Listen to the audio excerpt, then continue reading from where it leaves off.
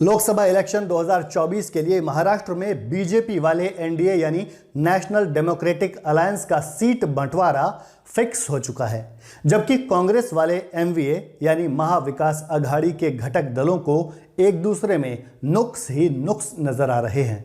उत्तर प्रदेश के बाद महाराष्ट्र ही वो राज्य है जहां लोकसभा की सबसे ज्यादा सीटें हैं। उत्तर प्रदेश से देश की 80 लोकसभा सीटें आती हैं तो महाराष्ट्र से लोकसभा के 48 सांसद चुने जाते हैं। इस लिहाज से 2024 के लोकसभा चुनाव के लिए महाराष्ट्र एक बेहद महत्वपूर्ण राज्य है। प्रधानमंत्री नरेंद्र मोदी देश की संसद में यह दावा कर चुके हैं कि उनकी पार्टी लोकसभा चुनाव में 370 सीटें जीतने जा रही है। प्रधानमंत्री ने संसद में ही यह दावा भी किया था कि एनडीए 2024 के लोकसभा चुनाव में 400 लोकसभा सीटें जीतने जा रहा है। बीजेपी चाहती है कि महाराष्ट्र में एनडीए को 48 में से कम 45 सीटें मिले। इस टारगेट के हिसाब से एनडीए ने महाराष्ट्र में अपनी फील्डिंग सजा दी है। एनडीए के घटक दलों यानी बीजेपी, अजीत पवार की एनसीपी और एकनाथ शिंदे की शिवसेना के बीच जो सीट शेयरिंग फॉर्मूला तय हुआ है उसके मुताबिक बीजेपी 32 सीटों पर, एकनाथ शिंदे की शिवसेना 11 सीटों पर और अजीत पवार की एनसीपी 5 लोकसभा सीटों पर चुनाव लड़ेगी। मीडिया रिपोर्ट्स के मुताबिक बीजेपी की तरफ से केंद्रीय गृह मंत्री अमित शाह ने बुधवार यानी 6 मार्च को महाराष्ट्र के मुख्यमंत्री एकनाथ शिंदे और उप मुख्यमंत्री अजीत पवार के साथ मुलाकात की। इसी बैठक में महायुति यानी एनडीए से एनडीए के घटक दलों के बीच सीट शेयरिंग पर मुहर लगी। केंद्रीय गृह मंत्री और बीजेपी नेता अमित शाह के महाराष्ट्र दौरे से पहले मुख्यमंत्री एकनाथ शिंदे की अगुवाई वाली शिवसेना ने 22 सीटों की मांग की थी, जबकि अजीत पवार की अगुवाई वाली राष्ट्रवादी कांग्रेस पार्टी यानी एनसीपी ने 18 सीटों पर दावा जताया था। लेकिन जब दोनों नेता अमित शाह के साथ मीटिंग के लिए बैठे तो अजीत पवार 5 सीटों पर और शिंदे 11 सीटों पर मान गए। यानी अब महाराष्ट्र में एनडीए के सहयोगियों का सीन क्लियर है और सभी पार्टियों ने अपनी अपनी सीटों पर अब अपने उम्मीदवार तय करने का काम शुरू कर दिया है। सहयोगियों के साथ हुए समझौते के मुताबिक बीजेपी महाराष्ट्र में पहली बार इतनी ज्यादा सीटों पर चुनाव लड़ेगी। बीजेपी ने 2014 में कुल 24 सीटों पर चुनाव लड़ा था और 23 सीटों पर जीत हासिल की थी। 2019 में बीजेपी ने 25 सीटों पर चुनाव लड़ा था और तब भी 23 सीटें जीती थीं। 2024 के लोकसभा चुनाव के लिए बीजेपी की तैयारी 32 से 35 सीटों पर लड़ने की थी, लेकिन सहयोगियों को 16 सीटें देने के बाद अब बीजेपी 32 लोकसभा सीटों पर अपने उम्मीदवार उतारने जा रही है। अब अगर महाराष्ट्र के दूसरे बड़े गठबंधन महाविकास अघाड़ी की बात करें तो वहां सीटों का समझौता होना तो दूर, अभी तक वहां यह भी तय नहीं हो पाया है कि उनके घटक दल साथ में चुनाव लड़ेंगे भी या नहीं। इस धड़े के नेता खुलकर एक दूसरे पर बीजेपी की बी टीम होने का आरोप लगा रहे हैं। एक तरफ उद्धव की पार्टी के नेता संजय राउत ने प्रकाश अंबेडकर का नाम लिए बिना कहा कि उत्तर प्रदेश की नेता मायावती की तर्ज पर कुछ लोग बीजेपी को परोक्ष रूप से मदद करना चाहते हैं। दूसरी तरफ वंचित बहुजन अघाड़ी के नेता प्रकाश अंबेडकर को शक है कि 2024 के लोकसभा चुनाव का नतीजा आते ही शरद पवार और उद्धव ठाकरे कांग्रेस और उनकी पार्टी को छोड़कर बीजेपी को समर्थन दे सकते हैं। मंगलवार को वंचित बहुजन अघाड़ी यानी वीबीए के नेता प्रकाश अंबेडकर ने एक बेहद सनसनीखेज बयान देकर शरद पवार की एनसीपी और उद्धव ठाकरे की शिवसेना पर गंभीर आरोप लगा दिए। प्रकाश अंबेडकर ने कहा कि शरद पवार और उद्धव ठाकरे इस बात का लिखित आश्वासन नहीं देना चाहते कि वो चुनाव के बाद बीजेपी से नहीं मिलेंगे।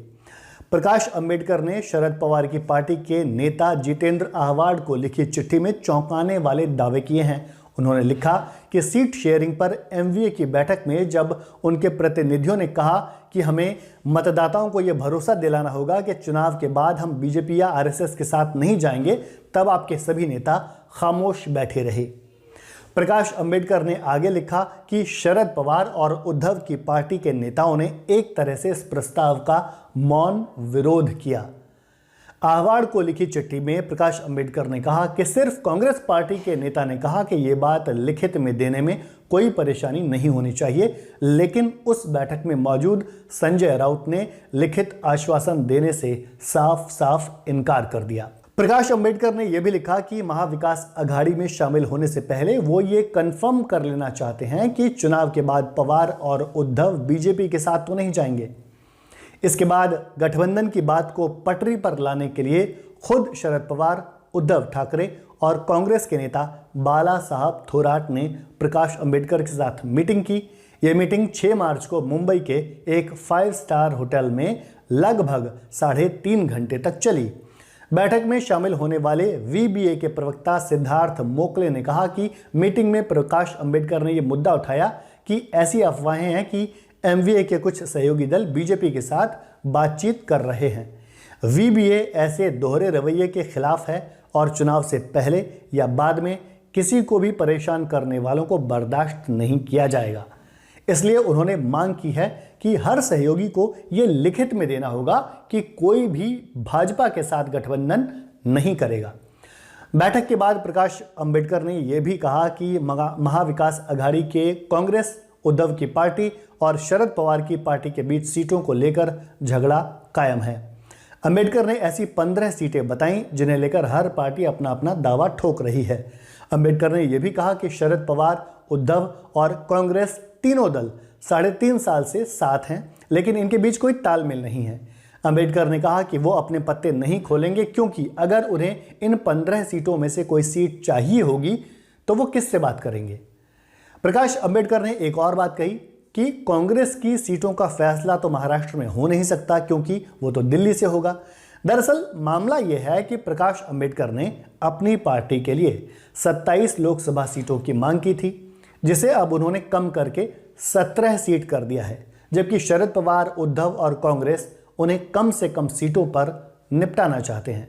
मीडिया रिपोर्ट्स के मुताबिक उद्धव ठाकरे ने 23, कांग्रेस 15 और शरद पवार की पार्टी 10 सीटों पर चुनाव लड़ना चाहती है, जबकि प्रकाश अंबेडकर की वंचित बहुजन अघाड़ी को ये सारे दल मिलकर केवल 2 सीट देना चाहते हैं।